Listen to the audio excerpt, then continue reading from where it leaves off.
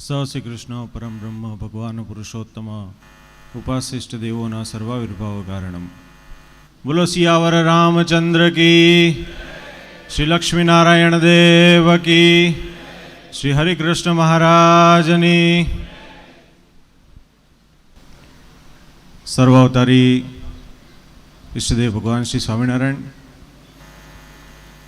શ્રી લક્ષ્મીનારાયણ દેવ દ્વિશતાબ્દી મહોત્સવના ઉપક્રમે આ સુંદર ચૈત્ર સમયો અને એમાં ખાસ કરીને આજે પવિત્ર રામનવમીનો દિવસ છે, તેમજ શ્રીજી મહારાજના 243મા પ્રાગટ્ય દિવસ છે આજનો દિવસ.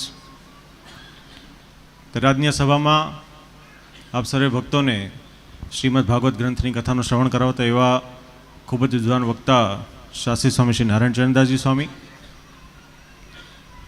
તેમજ જેમને હમણાં આપ સર્વે ભક્તોને શ્રીમદ ભાગવતની વિશેષતા કહી સંભળાવી છે એવા નવયુવાન શાસ્ત્રી સ્વામી શ્રી હરિકૃષ્ણદાસજી સ્વામી,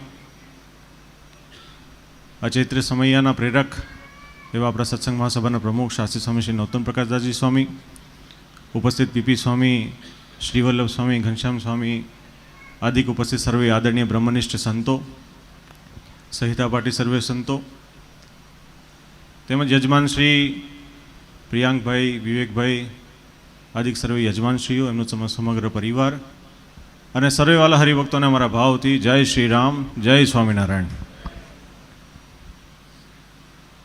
આજે ખાસ કરીને શ્રી રામનવમીનો દિવસ છે. સમગ્ર સનાતન હિન્દુ સંપ્રદાયના તમામ ભક્તોની માટે આજનો દિવસ એક તહેવાર જેવો દિવસ છે.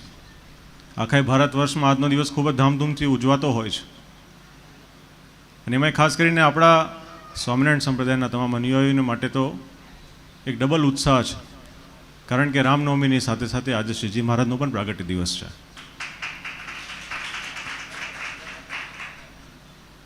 અને આ વર્ષ આપણા બધાની માટે ખૂબ જ એક ઐતિહાસિક વર્ષ છે, કારણ કે આપણે બધા જાણીએ છીએ છેલ્લા ઘણા વર્ષોથી આપણે જેની રાહ જોતા હતા એ વર્ષે અયોધ્યામાં શ્રી રામ જન્મભૂમિને વિશે સુંદર મજાનું ભવ્ય મંદિરનું નિર્માણ કાર્ય થયું અને ત્યાં આગળ શ્રી રામલલ્લાજીની મૂર્તિની પ્રાણ પ્રતિષ્ઠા થઈ અને મંદિર પણ બહુ ભવ્ય બન્યું છે. ભવ્યની સાથે સાથે ખૂબ જ આધુનિક અને વિજ્ઞાનની સાથે બનેલું છે. આજે બપોરે આપ સર્વે ભક્તોએ દર્શન કર્યા હશે. બપોરે 12 વાગે જ્યારે ત્યાં આગળ રામલલ્લાજીની આરતી થતી હતી ત્યારે ત્યાં આગળ સૂર્ય તિલક કરવામાં આવ્યું હતું. એ કેટલું સાયન્ટિફિક વસ્તુ કહેવાય કે મંદિરમાં ઉપર અરીસાના માધ્યમથી સૂર્ય સીધું ભગવાનના મસ્તક ઉપર તિલક ઉપર જઈને સૂર્ય પડે, એ કેટલી મોટી વાત કહેવાય. ત્યારે આવું ભવ્ય મંદિર, ખૂબ જ આધુનિક એડવાન્સ મંદિર આપણને મળ્યું છે. મંદિર છે આપણા બધાની માટે ગર્વની વાત છે. માર્ગમાં પણ કોઈ પણ મંદિર આવતા હોય, વૈદિક મંદિર હોય, એ આપણા બધાની માટે ગર્વની વાત છે. અને માટે શ્રીજી મહારાજે આપણને શિક્ષાપત્રીમાં આજ્ઞા કરી છે કે દ્રષ્ટવા શિવાલય આદિની દેવાગારણી વર્તમની પ્રણમ્યતાની તદ્દેવ દર્શનમ કાર્યમાદરાથ. કે માર્ગમાં હાલતા ચાલતા કોઈ પણ મંદિર આપણા સમક્ષ આવતા હોય, શિવાલય આદિક આવતું હોય, ત્યાં આગળ ઊભા રહીને આપણે નતમસ્તક થઈને એ દેવોને આપણે પ્રણામ કરવું જોઈએ, દર્શન કરવું જોઈએ. બીજું, આ વર્ષ આપણા બધાની માટે બહુ ભાગ્યશાળી વર્ષ છે, કારણ કે હમણાં અમુક જ મહિનામાં આપણા શ્રી લક્ષ્મીનારાયણ દેવ તેમજ શ્રી હરિકૃષ્ણ મહારાજના 200 વર્ષ પૂર્ણ થાય છે. આ એક બહુ મોટી વાત છે. આજે સહેજે સહેજે આપણે આ ચૈત્ર સમયમાં ઉપસ્થિત છીએ. વડતાલની ભૂમિનો બહુ મહિમા છે. શ્રીજી મહારાજને આ ભૂમિ બહુ પ્રિય હતી. અહીંયા આગળ જ્યારે બ્રહ્માનંદજી સ્વામીએ આ મંદિર નિર્માણ કાર્ય કર્યું અને એમાં જે લક્ષ્મીનારાયણ દેવની મૂર્તિની પ્રતિષ્ઠા કરાવડાવી, ત્યારે શ્રીજી મહારાજે કીધું કે સાક્ષાત વૈકુંઠમાં જેવી મૂર્તિ છે ને એવી આ લક્ષ્મીનારાયણ દેવની મૂર્તિ છે. અને નંદ સંતો એવું કહેતા કે એક ત્રાજવે તીર્થ હજાર, બીજા ત્રાજવે વડતાલ ધારે, ધામ વૈકુંઠ આદિ ધરાય તોય વડતાલ તુલ્ય ન થાય. આવો દિવ્ય મહિમા આ વડતાલની ભૂમિનો છે. એમાંય ખાસ કરીને આ ચૈત્રી સમયો એ શ્રીજી મહારાજે બાંધેલો સમયો છે. શ્રીજી મહારાજે કીધું છે આમાં સર્વે ભક્તોએ વણ તેડે આમાં આવવું. આમાં કોઈને આમંત્રણ નિમંત્રણ હોય કે ના હોય, આમાં તો સ્વયં શ્રીજી મહારાજનું બધાને નિમંત્રણ છે. ત્યારે આ ચૈત્ર સમયો આપ સર્વે ભક્તો અહીંયા આવ્યા છો. સવારે આપ સર્વે ભક્તોએ અભિષેકના દર્શન કર્યા. અમને પણ અભિષેક કરવાનો અમને લાભ પ્રાપ્ત થયો, માટે અમે પોતાને બહુ ભાગ્યશાળી માનીએ છીએ.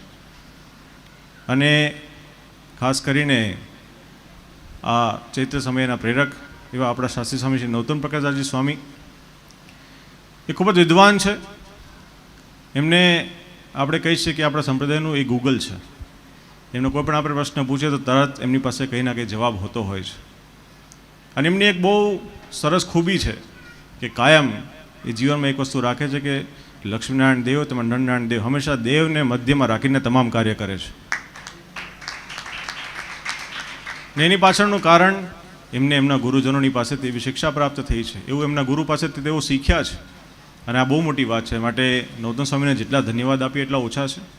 વિશેષ આગળના સત્રમાં અમે જો આવીશું ત્યારે આપ સર્વ ભક્તોને ફરીથી સંબોધીશું. એ ત્યારે બસ ભગવાનના ચરણોમાં એ જ પ્રાર્થના કે જેટલાય પણ યજમાનશ્રીઓ છે તમામની ઉપર ભગવાનની વિશેષ કૃપા વરસે.